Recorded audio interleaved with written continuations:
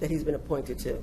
So, and then if I look at the attendance of our current council members of the committees that they're already on, which because we have one council member short puts you on an extra 1 to 5 to 6 committees that you're on. If we look at the attendance of those meetings, of those persons on that committee, to tax already taxed council members for more time for another committee that is, and this committee is a special committee that only meets when there's an issue. So it's not an all-going one. I didn't want to tax other people, so I spreaded the love and also looked at the expertise of Councilman Johnson and his legal background dealing with something such as HR. And then I got another council member in a neutral area that does not have a constituency base to keep the things inclusive. So my door has always been open. I've always offered individuals, if you have a point to say or something to offer, every time there's a position open, I ask for it, and we send it out, ask you for recommendations for individuals for those to be considered. I've gotten 1 or 2. So when things have to be done, I got to go and get it done. I've never said no, that you could not do anything. I never said no when your phone called. I never said no from an email if you have any advice or input. So conversation, communication, and involvement goes both ways. So I'm doing the job that I was elected to do, and with my understanding of what that position is, the best that I can. And so until you walked in my shoes, of course it always looked like different. It could be done differently. But I could tell you from 14 years of doing a city council, district council member, I question your implementation of those responsibilities. As a city council district representative member, I'm not a district council member representative. I am the president of city council, and so my task and my things are different. So I just had to say that because we're both all new at this position. Some of you 70, you're brand new, and I'm new at the position of president. So if we're going to get everything exactly right, perfectly every time, I don't think so. But I'm working diligently to continue to do the best that I can.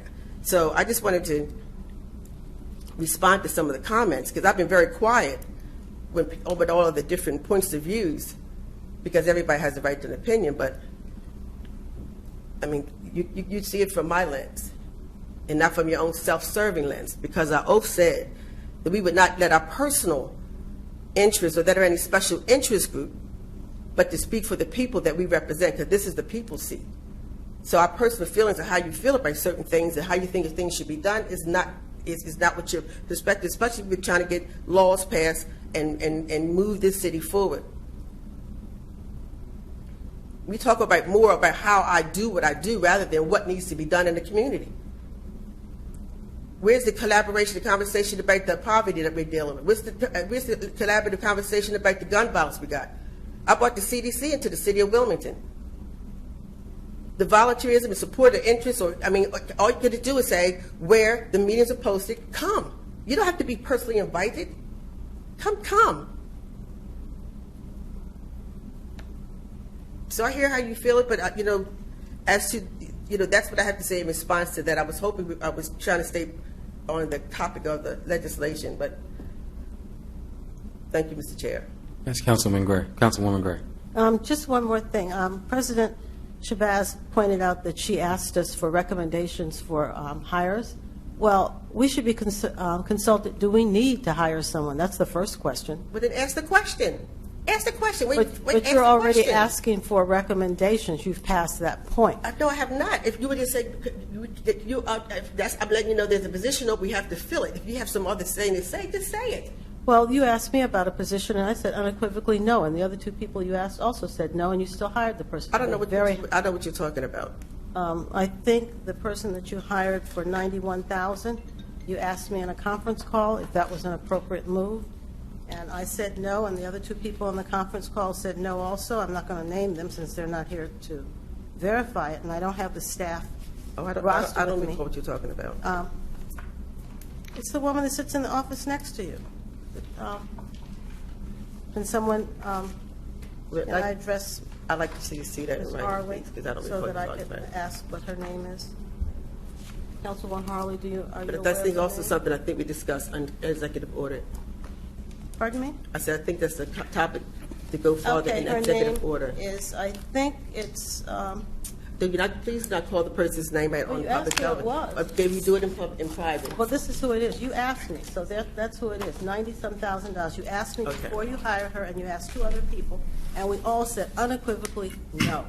It was too much money, and we wanted to know if she was going to be on the staff, on the city roster, or if she was I going to still think it's something we should talk offline. But I'm giving an example of where you said that you asked. You don't have we to, I'm just saying, disagreed. don't tell the person's, I'm not going to say her name. I'm not saying her name. You said not to, but that's an example.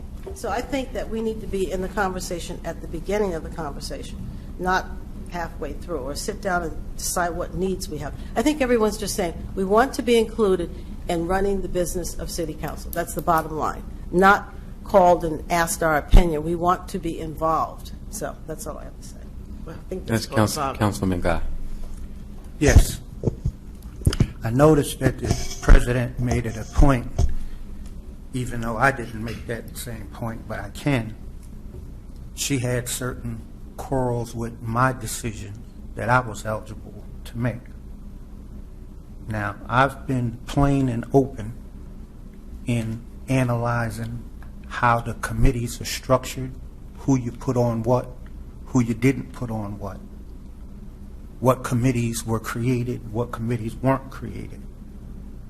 So, given the list, if we went back on the tape and wrote down a list of all of the issues that you mentioned, a good portion of them relate to what I said we needed was a judiciary committee in the beginning, and you refused to do it. And that committee was one of the most helpful committees to the people of Wilmington when it existed before. And there's a record of it, and you didn't want to have that. Now, that's what you're